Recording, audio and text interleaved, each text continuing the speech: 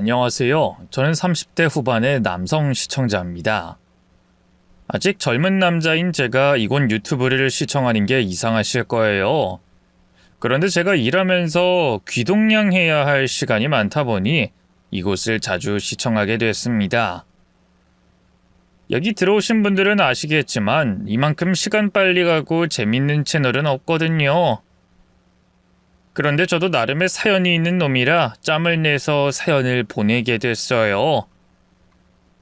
제 아내였던 사람에 대한 이야기인데요.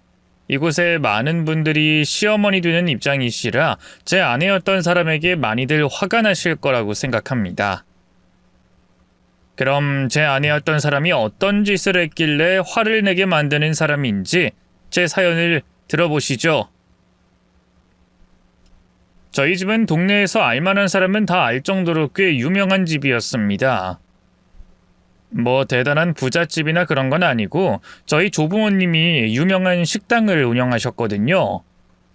손맛이 좋으셨던 할머니께서 식당을 시작하셨고 그 당시에도 맛이 좋다고 알려져 가게는 손님들이 끊이지 않았습니다. 장사가 잘 되니 벌이도 괜찮았고 저는 그런 유복한 집안의 유일한 외동아들로서 귀하게 자랄 수 있었죠. 식당을 업으로 하는 집안이었지만 손자를 귀하게 여기시던 할머니 할아버지께서는 제가 주방 근처에도 오지 못하게 하곤 하셨습니다. 조부모님의 뒤를 이어 부모님이 식당을 물려받으셨는데도 힘든 식당 일을 저에게까지 시키고 싶지 않으셨던 건지 저는 어른들께 항상 공부만 열심히 잘 하라는 말을 듣고 자랐습니다. 그렇게 식당 일은 저와는 상관없는 이야기처럼 여기며 나이를 먹었고 시간이 흘러 저는 평범한 직장인이 됐습니다. 어른들이 바라시던 대로 열심히 공부해 대학을 졸업하고 대기업에서 직장 일을 하고 있었죠. 그러다 제가 이직을 준비하던 중 어머니께서 몸이 편찮으시게 되셨습니다. 할머니의 뒤를 이어 가게 안주인이 되셔서 아버지와 가게를 운영하시다가 아버지께서 돌아가시고도 여전히 식당을 운영하시며 너무 오랫동안 열심히 사셔서 그런지 어머니께서는 늘 여기저기 아프신 곳이 많으셨어요. 그래도 이전까지는 약을 드시고 병원을 갔다 오시면 괜찮았는데 어머니께서도 나이가 드셨는지 버티다 못해 기어이 몸이 고장나신 거죠.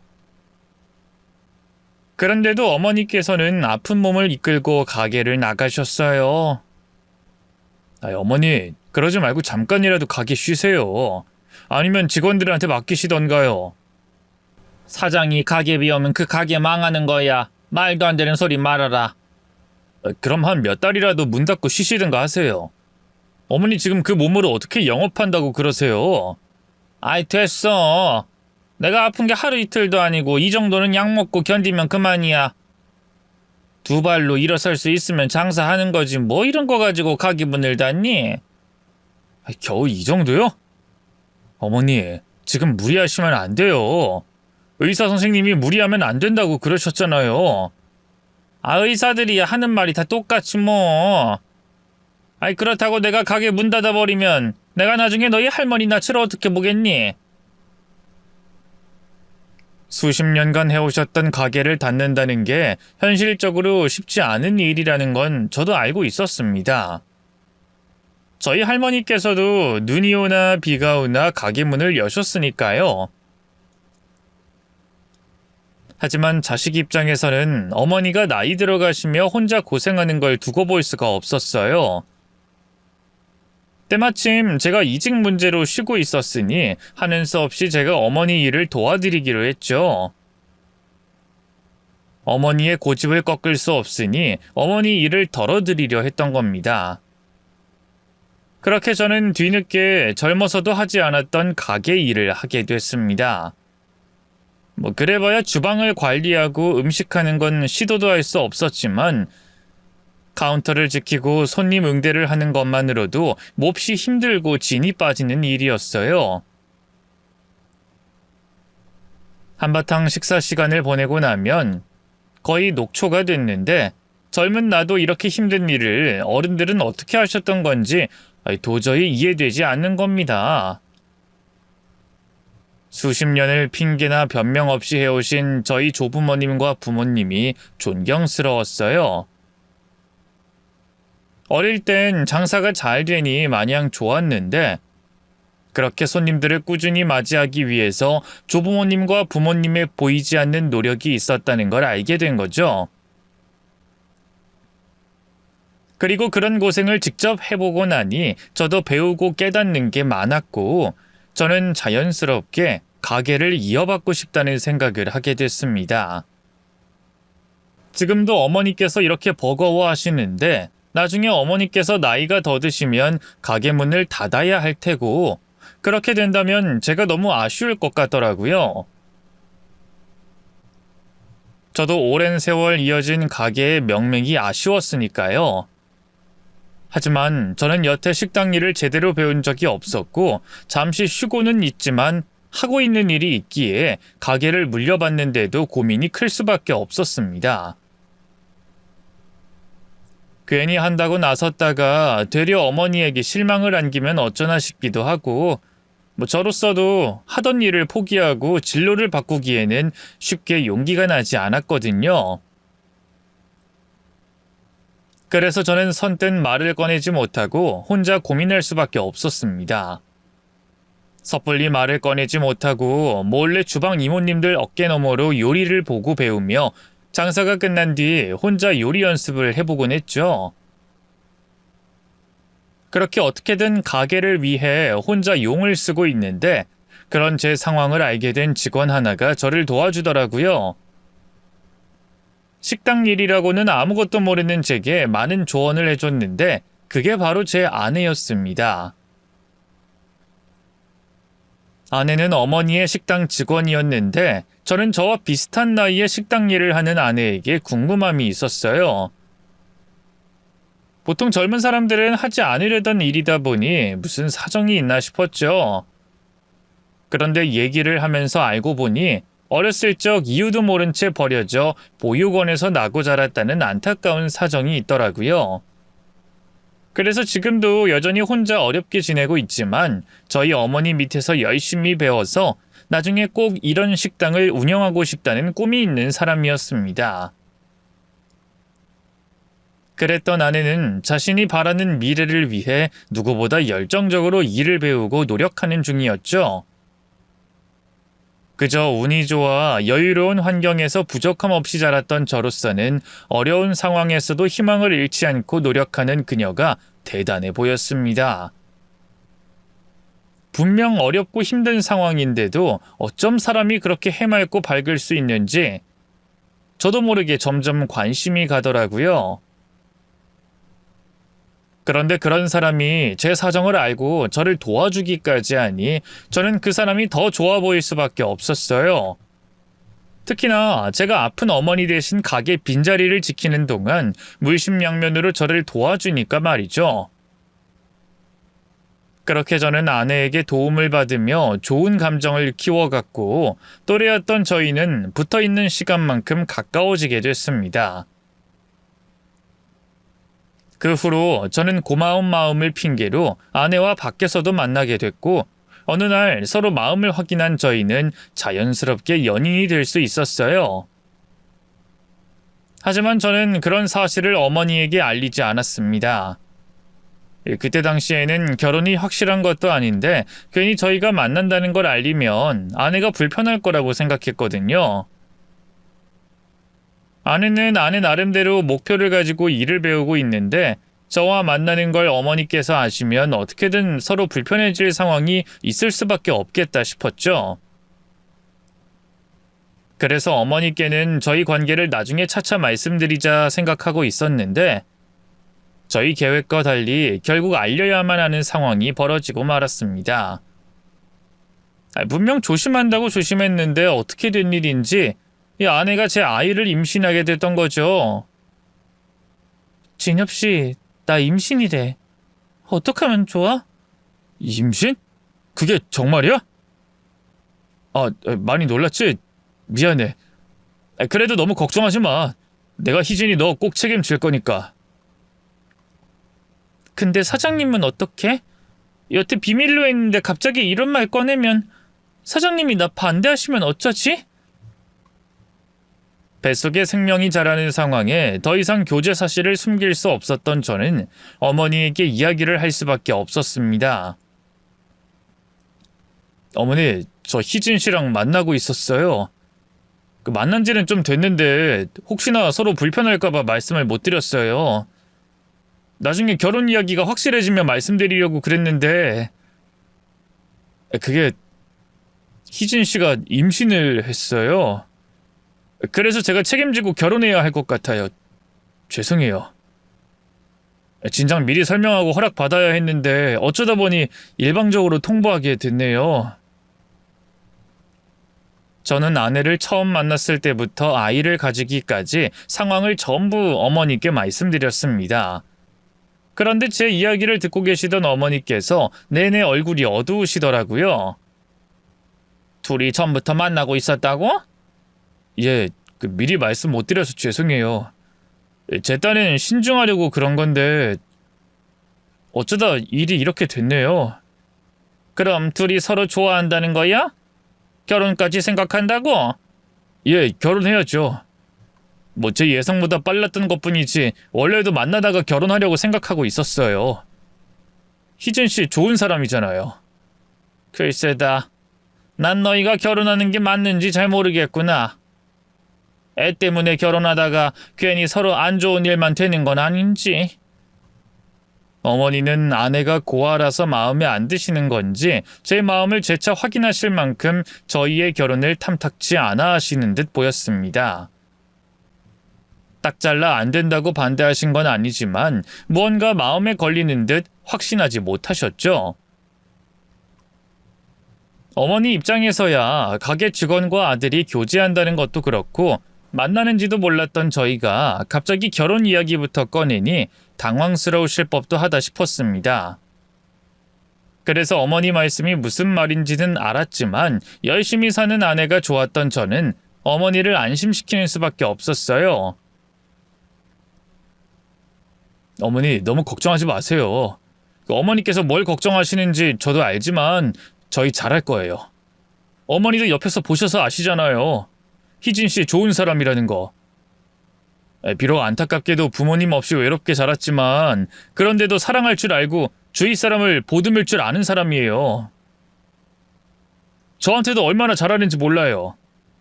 그리고 평소에 어머니 걱정도 많이 했고요. 저는 그런 희진 씨한테 고맙고 많이 배우고 있어요. 그리고 앞으로 희진 씨가 가게 이어가면 되니까 더 걱정 없고요.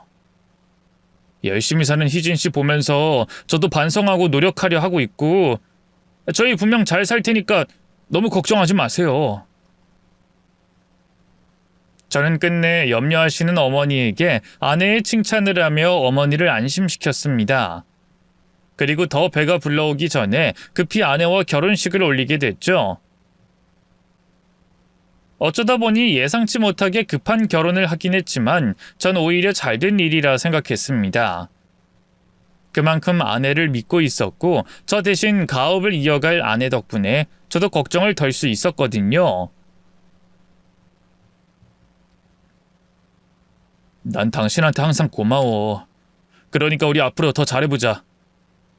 갑자기 당신한테 책임을 떠넘긴 것 같아서 미안하지만 그래도 내가 옆에서 많이 도울게.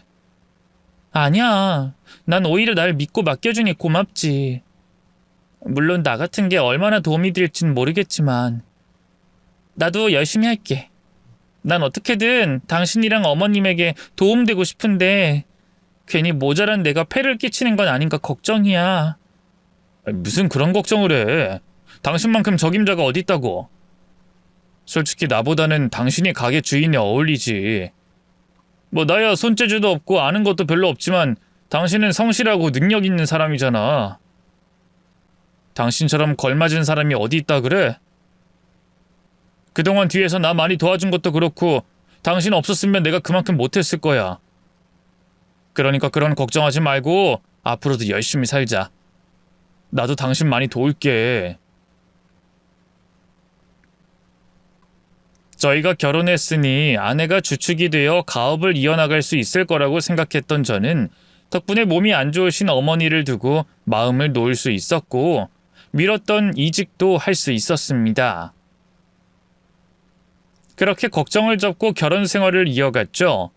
그런데 어머니께서 결혼을 허락하셨다고 마음을 활짝 열고 며느리와 다정히 지내시는 것도 아니었습니다. 10시간 넘게 한 공간에서 일을 하고 있는데도 말이죠. 물론 회사 안에서 있었던 제가 가게에서 어머니와 아내가 어떻게 지내는지 전부 다 알 수는 없었어요. 하지만 일을 마친 후 찾아간 가게에서 어머니가 아내를 대하는 모습이나 집에서 아내가 제게 어머니와의 관계를 얘기하는 데에서 두 사람의 상황을 알 수 있었죠. 어머님께서는 아직도 나를 며느리로서 인정하지 않으시는 것 같아. 다른 직원들 앞이라 일부러 그러시는 것도 있으시겠지만 그래도 그렇지 어떻게 단 한 번도 개인적인 걸 안 물어보시는지 모르겠어. 나한테 궁금한 게 없으신지 뭘 물어보셔도 항상 당신 그리고 민우에 대해서만 물어보시는 거 있지? 도대체 내가 어떻게 해야 인정을 해주시는 거야? 원래 우리 어머니가 별로 말씀이 많지 않으셔. 그건 당신도 가게 일하면서 봤으니 알 거 아니야. 너무 그렇게 생각하면 뭐든 그렇게 보이는 법이니까 너무 잘 보이려고 애쓰지 말고 사소한 것 하나하나에 신경 쓰지 마. 아내를 안심시킨다고 둘러대긴 했지만 태어나 평생 어머니를 봐왔던 제가 왜 모르겠어요. 어머니께서 아내를 아직까지 완전히 다 받아들이지 않으셨다는 걸 말이죠. 하지만 무조건 나쁘게만 생각하진 않았어요. 지금까지 아내가 저와 어머니께 보여준 모습을 계속해서 보여준다면 분명히 어머니께서도 아내의 진심을 알고 인정해 주실 거라는 걸 알았으니까요. 그런 제 생각을 더 확신할 수 있게 만든 일도 생겼고요.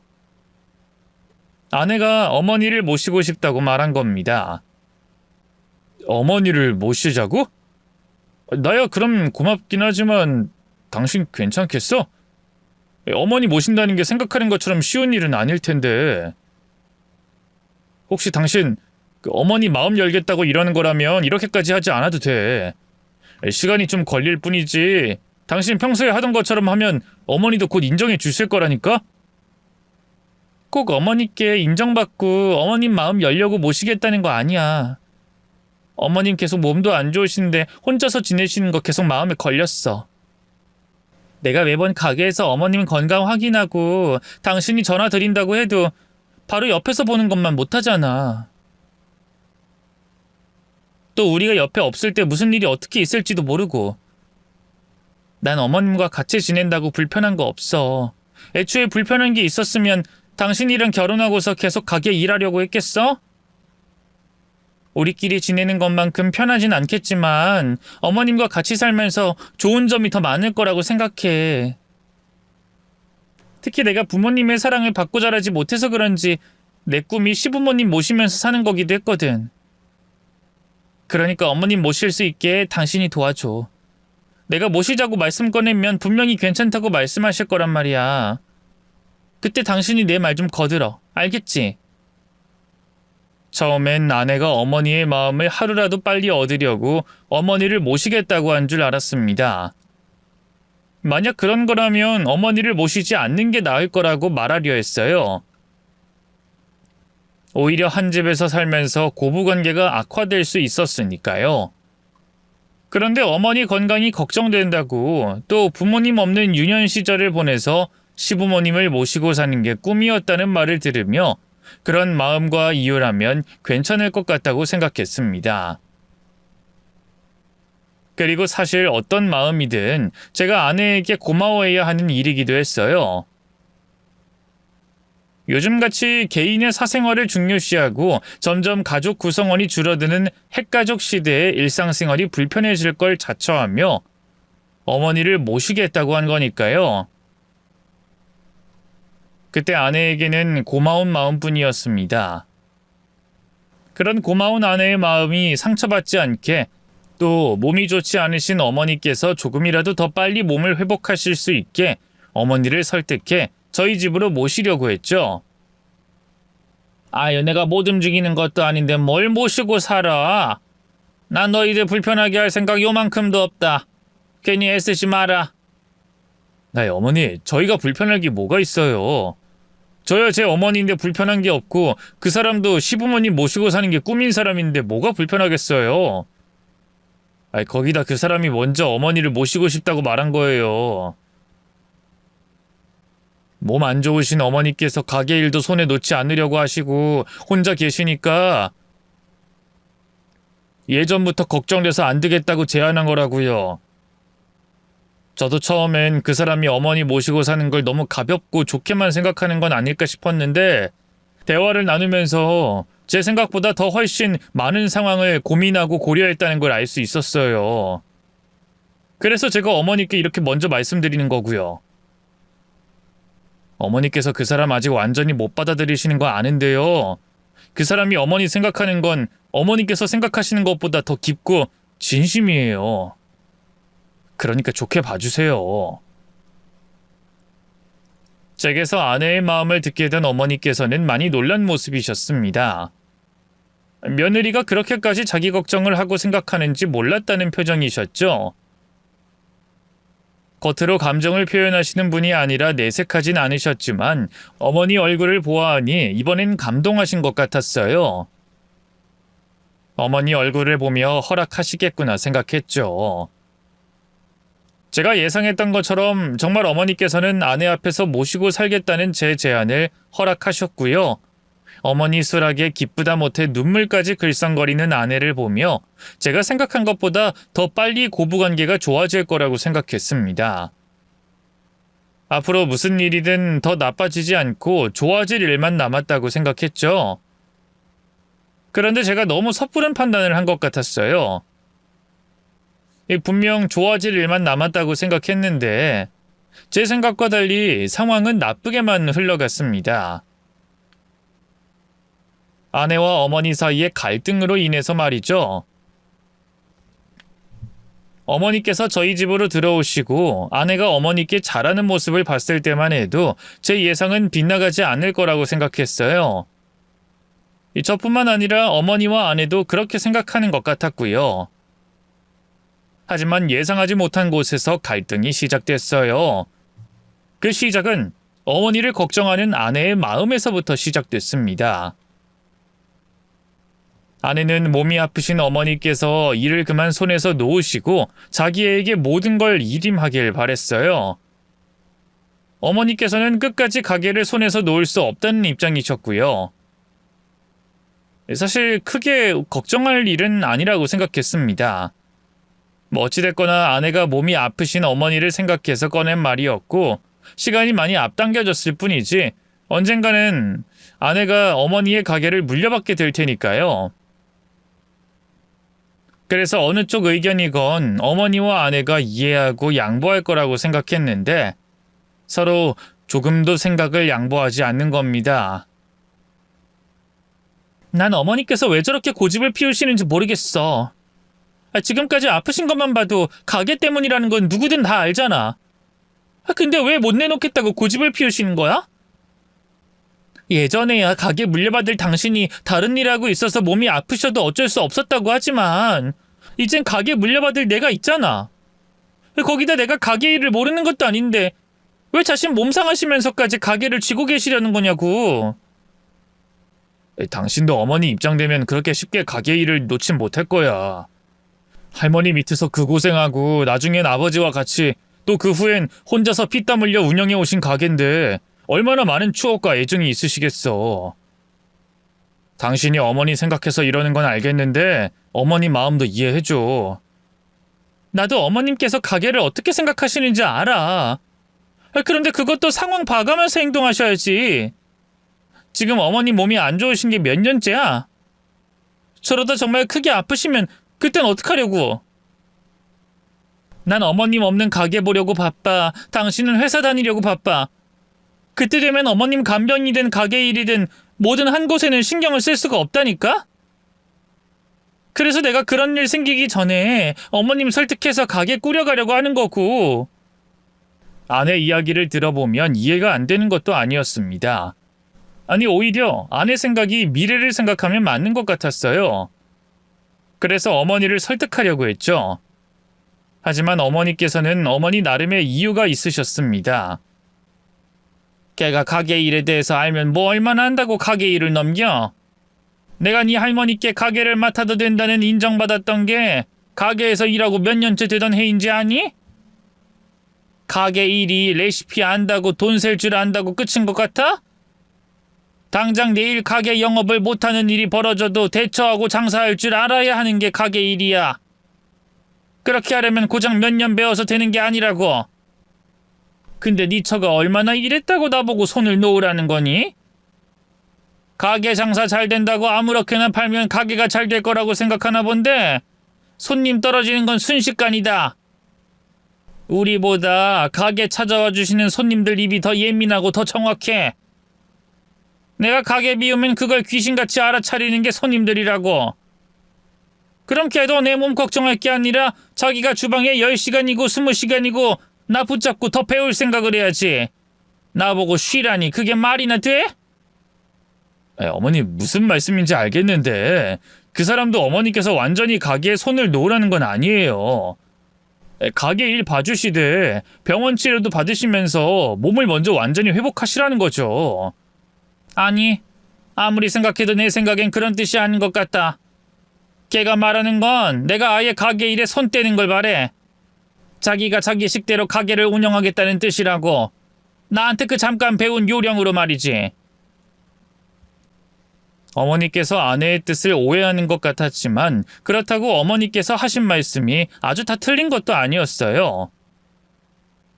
제가 가게 일을 다 아는 건 아니었지만 어린 시절부터 할머니께서 또 부모님께서 가게를 운영해 오신 걸 보면 잠깐 몇 년 주방이 있고 가게 일을 배웠다고 가게를 맡아서 할 수는 없었거든요. 그러니까 결국 어머니께서 하신 말도 아내가 한 말도 옳은 부분이 있었고 두 사람이 고집을 꺾지 않은 것도 충분히 이해되는 상황이었던 거죠. 어머니와 아내 사이에 있었던 저는 두 사람의 팽팽한 이견을 좁히고 갈등을 해결하려고 노력했어요. 하지만 쉽지가 않았습니다. 그리고 가게 일 때문에 생긴 갈등이 시간이 지나며 다른 갈등으로 번지기 시작했어요. 결혼 전 아내를 탐탁지 않게 생각하셨던 어머니나 그런 어머니를 직접 겪고 어머니 생각을 알고 있었던 아내가 다른 갈등을 겪는 건 이상한 게 아니었죠. 두 사람의 갈등은 서로와 가게를 생각하던 갈등에서 점점 감정적인 갈등으로 번지기 시작했습니다. 그때부터는 저도 어머니와 아내의 사이를 중재하는 게 쉽지가 않았어요. 그러다 일이 생긴 겁니다. 어머니께서 쪽지 한 장을 남기고 사라지신 거죠. 여보, 일어나봐. 어머님께서 안 계셔. 일어나 보니까 이 쪽지 한 장만 남기시고 짐 챙겨서 사라지셨어. 휴대폰도 안 받으시고 집 전화, 가게 전화도 안 받으셔. 뭐?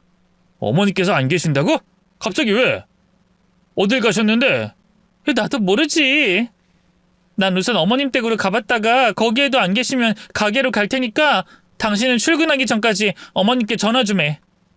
그런데도 연락을 안 받으시면 친척분들이나 친구분께 전화해서 어디 가셨는지 여쭤봐. 알겠지? 어머니께서 사전에 어디 간다는 말씀도 없으셨고 그 전날까지도 어떤 이상함도 느끼지 못했기 때문에 저와 아내는 난리가 났었습니다. 아내는 바로 어머니 댁으로 뛰어나갔고 저는 전화와 문자를 동시에 하며 어머니와 연락을 닿으려고 노력했죠. 하지만 어머니와는 연락이 닿지 않았습니다. 아내가 찾아간 어머니 댁에도 단 하루도 빠짐없이 나가셨던 가게에도 안 계셨고 애타는 제 전화도 문자에도 답장 한 통 없었죠. 어느 날 갑자기 어떤 언급도 없이 사라진 어머님으로 인해 저나 아내나 당황스럽고 불안할 수밖에 없었습니다. 특히 어머니 몸 상태가 아직 좋지 않던 상황이다 보니 하루하루 시간이 지날 때마다 제 걱정은 몇 배로 커져갔죠. 아내는 어머니께서 사라지신 이유를 자기 탓으로 돌리고 있었어요. 모두 나 때문인 것 같아. 내가 가게 일로 고집만 부리지 않았어도 어머님께서 갑자기 사라지시지는 않았을 텐데 괜히 나 때문에 내가 어머님께 스트레스를 받게 해서. 아직 어머니께서 왜 떠나셨는지 아무런 말씀 없으셨잖아. 그리고 너무 자책하지 마. 이젠 당신이 있으니 생각 정리도 할 겸 쉴 겸 여행을 가셨을 수도 있잖아. 내가 어머니 주변 분들께 계속 여쭤보고 있으니까 곧 어머니 행방 찾을 수 있을 거야. 우선 당신은 어머니 돌아오시기 전까지 가게에 문제 없도록 가게 일에만 신경 써줘. 어머니 찾는 건 내가 알아서 할 테니. 여보, 미안해. 어머님 찾으면 내가 정말 죄송하다고, 앞으로 어머님 뜻으로 하겠다고 꼭 먼저 말해줘. 알겠지? 저도 적지 않게 놀라고 걱정하는 상황이었지만 우선 아내를 달랬어요. 그리고 계속해서 어머님 주변 분들을 찾아가고 연락드리며 어머니의 행방을 찾고 있었죠. 하지만 아무런 소득이 없었습니다. 친척분들도 어머니 친구분들도 어머니께서 사라지신 걸 모르고 계셨어요. 이제 경찰에게 실종 신고하는 것밖에 없다고 생각했을 때 우연히 식당 단골 손님으로부터 어머니에 대한 이야기를 들을 수 있었습니다. 아내가 아이 때문에 가게를 비워야 해서 제가 잠시 카운터를 보고 있었는데 그 단골 손님께서 어머니를 찾으시더라고요. 오늘은 아드님께서 계시네. 저번에도 언니 대신 며느리가 있던데 언니 어디 갔어요? 아, 예. 잠시 몸이 안 좋으셔서 쉬고 계세요.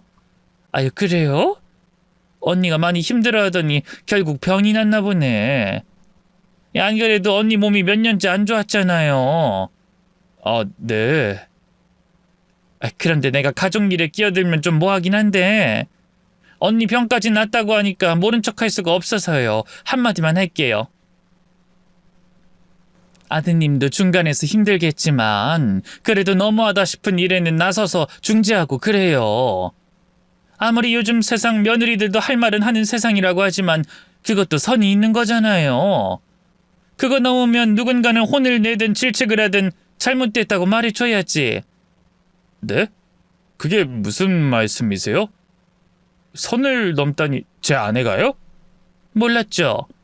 언니가 며느리한테 무슨 말을 어떻게 들었는지. 하긴 언니가 자식 걱정을 오죽해야지. 고자질하듯이 자식 머리 아플 일을 말할 사람이 아니기도 하고 워낙 마음이 여리니까 일 크게 만들려고도 하지 않고 그래서 혼자 끙끙 앓으면서 진짜 힘들어했어요.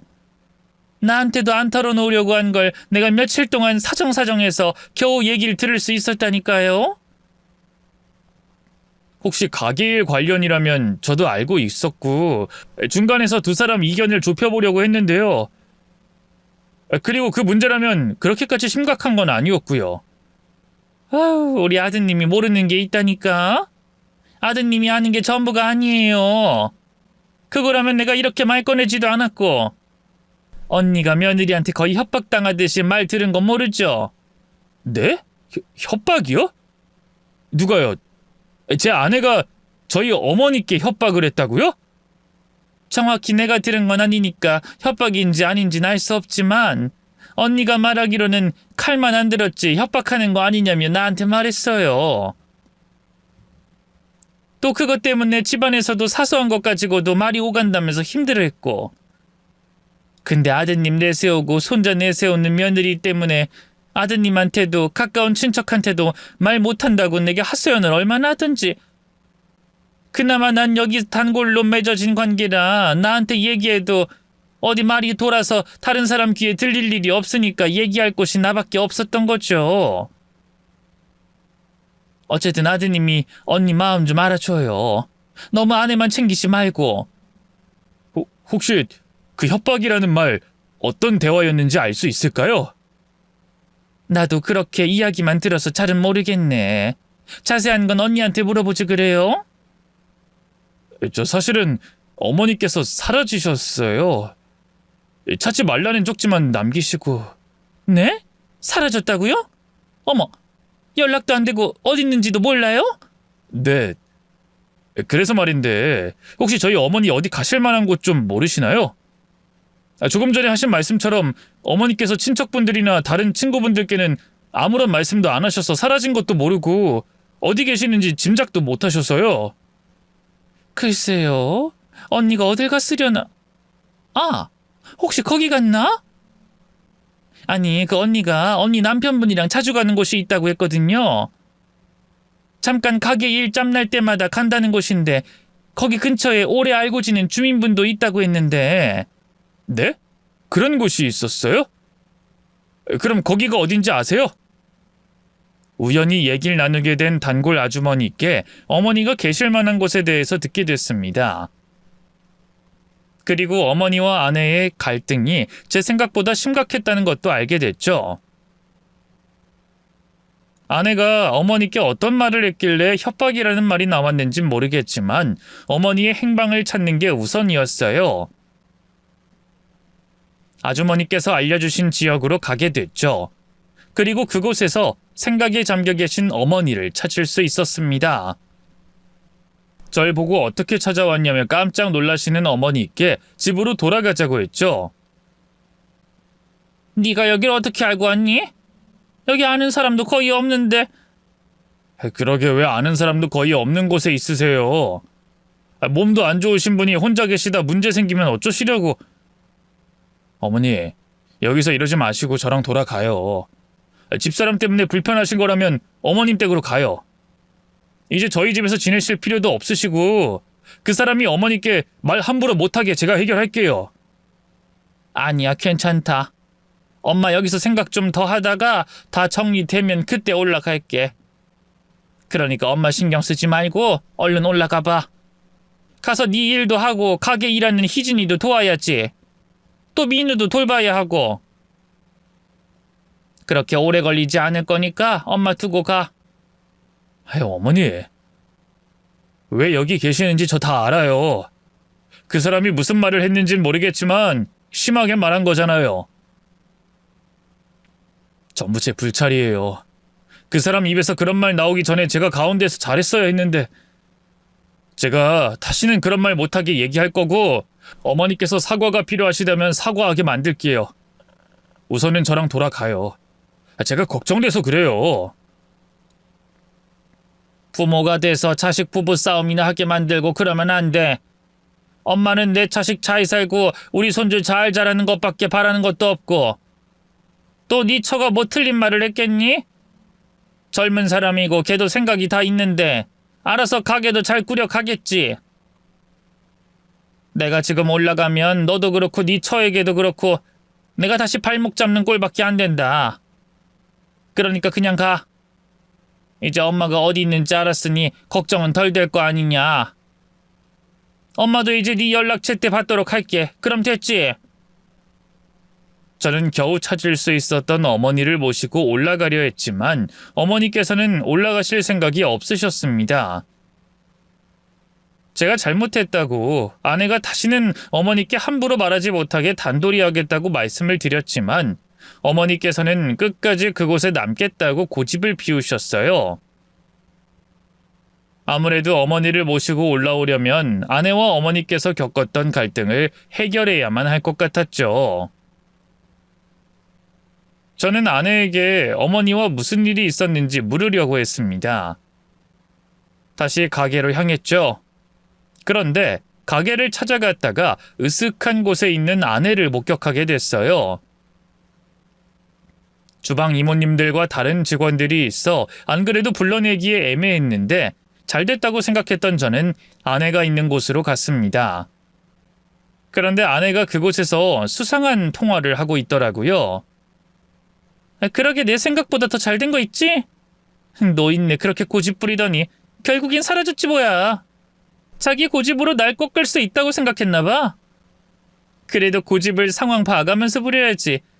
내가 자기 아들 쥐고 있고 손주 쥐고 있는데 가게 안 넘기고 버틸 수 있어? 결국 그렇게 고집 부려서 얻은 결과가 뭐야? 가게는 넘겨줘야 하겠고 버티다 어쩔 수 없이 넘기니 나보기에 민망해서 도망쳐 숨은 거 아니야. 그러게 내가 넘기라고 했을 때 넘겼으면 자긴 편하게 집에서 쉬고 손주나 보고 얼마나 좋아.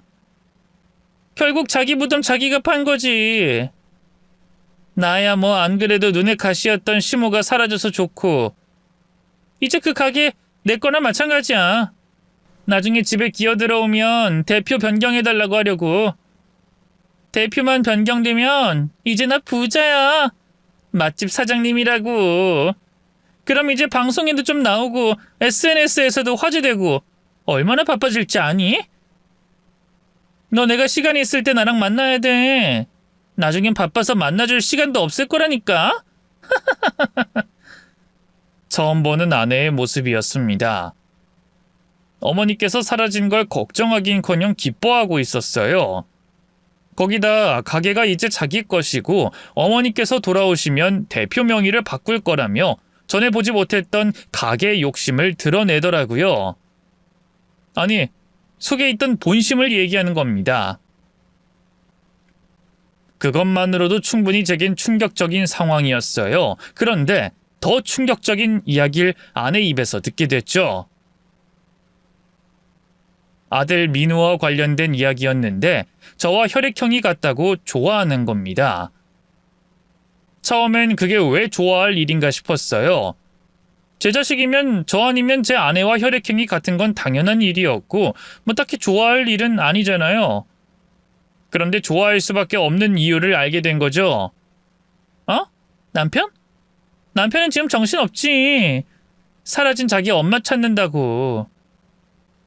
그럼 절대 의심 못해. 내가 시모 성격을 알잖아. 자기 입으로 먼저 나랑 있었던 일 말할 사람이 아니야. 응? 그거 말고? 그럼 뭘 의심 못해? 아, 그거? 아, 그건 걱정 끝난 지가 언젠데. 민우 그 이랑 혈액형이 같아. 그걸로 의심은 끝이라니까. 뭐 자라면서 얼굴이 다를 순 있겠지만 자식이라고 부모를 다 닮나. 안 닮은 자식들도 얼마나 많은데. 그리고 세상에 누가 철석같이 자기 자식이라고 믿는데 검사를 하고 그러겠어. 그래서 난 그거 관련으로는 조금도 걱정 없어. 그나마 걱정되는 건 이번 일과 관련된 시모 입인데 그건 또 어떻게든 못 떠들게 대책을 세워봐야지. 아내가 한 이야기를 듣고 불길한 생각이 머릿속을 스쳤습니다. 나와 민우의 혈액형이 같은 게 기쁜 일이고 자식과 부모가 닮지 않을 수 있고 철석같이 믿는 자식과 누가 검사를 하겠냐는 그 말의 의미가 짐작됐거든요. 생각조차 떠올리는 것도 싫었지만 민우가 내 아들이 아닐 수도 있다는 가정을 해야 했습니다. 저는 생각하기도 싫은 일을 확인하려고 아내 몰래 민우와 친자 검사를 하게 됐죠. 검사에 필요한 것들을 제출한 이후 검사 결과가 나오려면 3일 정도의 시간이 걸렸습니다. 그 전에 아내에게 먼저 이실직고할 수 있는 기회를 줬어요. 제가 원하지 않은 결과를 받게 되면 흥분해서 저도 저를 주체하지 못할 것 같아서 말이죠. 하지만 제가 아무것도 모른다고 생각하는 아내는 끝까지 오리발을 내밀었습니다. 당신 정말 왜 그래? 뭘 말하라는 건데? 뭘 말하라는 건지 정확하게 짚어줘야 내가 말을 하지. 다짜고짜 사실대로 말하라니. 뭐든 나 속이는 게 있으면 다 사실대로 말하라고. 나한테 할 말 많을 거 아니야? 없어. 내가 당신을 속이긴 뭘 속여? 진짜 왜 이러는 건데? 누구한테 무슨 말을 들었는데? 너한테 직접 들었다고 하면 사실대로 말할 거야? 뭐? 나한테 들었다고? 이틀 뒤면 검사 결과가 하나 올 거야. 나랑 민호와 관련된 검사 결과가. 그 검사를 하게 된 이유가 당신이 누군가와 나는 통화를 들었기 때문이었어. 나랑 민우가 같은 혈액형이라서 좋다며? 또 내가 민우를 절대 의심하지 않을 거라고 했고. 그런 말을 들으면 누구든지 한 가지 생각을 떠올리지 않을까? 누가 됐든 절대 떠올리기 싫은 생각을 말이야. 여보, 당신 오해하는 거야. 난 그런 뜻으로 얘기하는 게 아니라. 그럼 뭔데? 그게 아닌 뭐냐고? 당신 못 들었어? 이틀 뒤면 나랑 민우의 친자 검사 결과가 와. 내가 그 결과를 제3자에게 통보받듯이 받으면 내가 나를 감당 못할 것 같아서 당신에게 묻는 거야. 당신 입으로 잘못한 거 말할 수 있는 기회 주는 거라고. 그리고 그것만 끝인 줄 알아? 당신이 우리 어머니를 어떻게 생각하는지, 가게에 대해 어떤 욕심이 있는지도 전부 다 들었어. 그러니까 전부 다 말해. 무슨 생각으로 내게 접근한 거야? 날 사랑하긴 했어? 근데 민우가 내 자식이 아니라는 걸 알면서도 그걸 이용해 나랑 결혼을 해? 민우를 가지고 내세워서 우리 어머니께 이상한 말을 했고. 여보, 내가 잘못했어. 내가 이렇게 무릎 꿇고 사과할게. 맞아, 민우 당신 아들 아니야. 근데 민우 때문에 당신을 놓칠 수가 없었어. 또 민우가 있으면 나 같은 여자도 당신과 결혼할 수 있을 거라고 생각했다고. 그래서 민우를 당신 아들이라고 했던 거야. 그리고 어머님 일은 내가 잘못했어. 처음엔 분명히 어머님 생각해서 좋은 뜻으로 말한 건데 어머님께서 내 생각대로 따르지 않으시니까 나도 화가 나서 그만. 근데 여보, 나 가게에는 다른 욕심 없어. 할머님께서, 아버님, 어머님께서 하셨던 것처럼 가게 잘 꾸려나가고 더 인정받는 집으로 키우는 것밖에 욕심 없다고. 가게가 아니라 네가 유명해지는데 더 들떠 보이던데. 너 끝까지 거짓말이구나. 이제 나도 미련 하나 없이 너랑 이혼할 수 있겠다. 고맙다. 새끼 손톱만큼의 미련도 남지 않게 정떨어지게 행동해줘서. 뭐? 이혼? 여보, 아니야. 그건 아니야. 그럼 민우는? 우리 민우는 어떡하고? 민우 당신 자식으로 키웠잖아.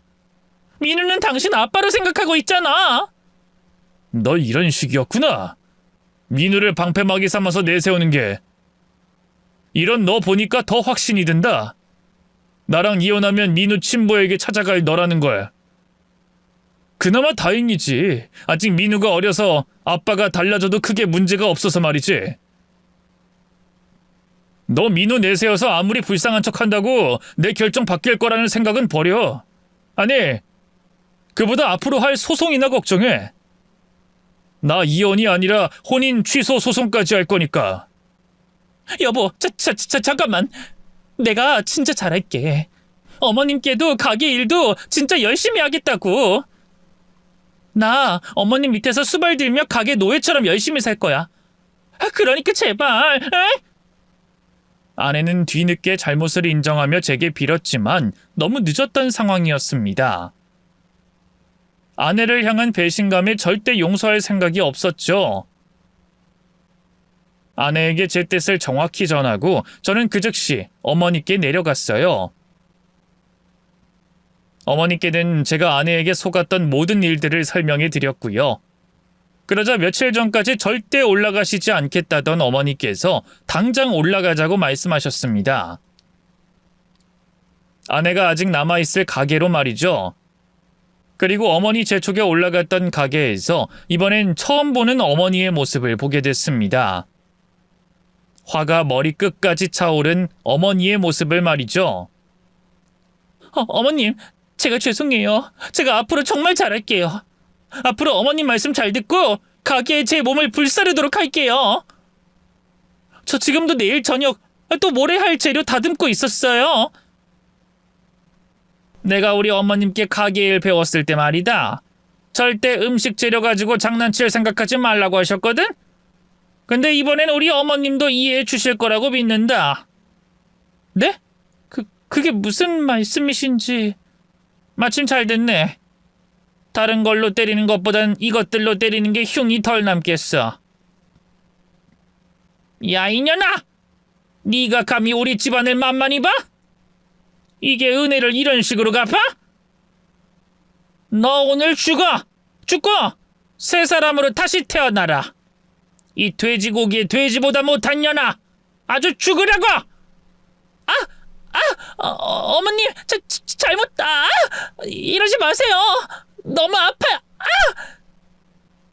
어머니께서는 아내가 손질하고 있던 돼지고기와 파를 집어드시곤 아내를 사정없이 내려치기 시작하셨습니다. 원래였다면 제가 어머니를 말렸겠지만 이번엔 아내가 맞는 모습을 지켜보고만 있었어요. 이번 기회에 어머니 속에 응어리 졌던 걸 모두 푸실 수 있게 내버려뒀던 거죠. 그렇게 아내는 돼지고기와 야채라는 매로 매타작을 당해야 했습니다. 이후 저는 아내와 혼인 취소 소송을 했습니다. 제 아이라고 속인 민우로 인해서 혼인 취소 소송 사유가 받아들여졌고 완전히 남남이 되어 갈라설 수 있었어요. 그렇게 혼인 취소 소송을 끝마치고 어머니께 다시 한번 죄송하다고 말씀을 드렸고 제 또 다른 결정을 전하게 됐죠. 어머니, 정말 죄송합니다. 이제 소송 다 끝났고 제가 승소했으니까 그 여자 일로 문제될 일 없을 거예요. 앞으로 이런 일 없도록 하겠고요. 고생 많았다. 소송 결과가 잘 나왔으니 너도 한시름 털고 가서 푹 쉬어.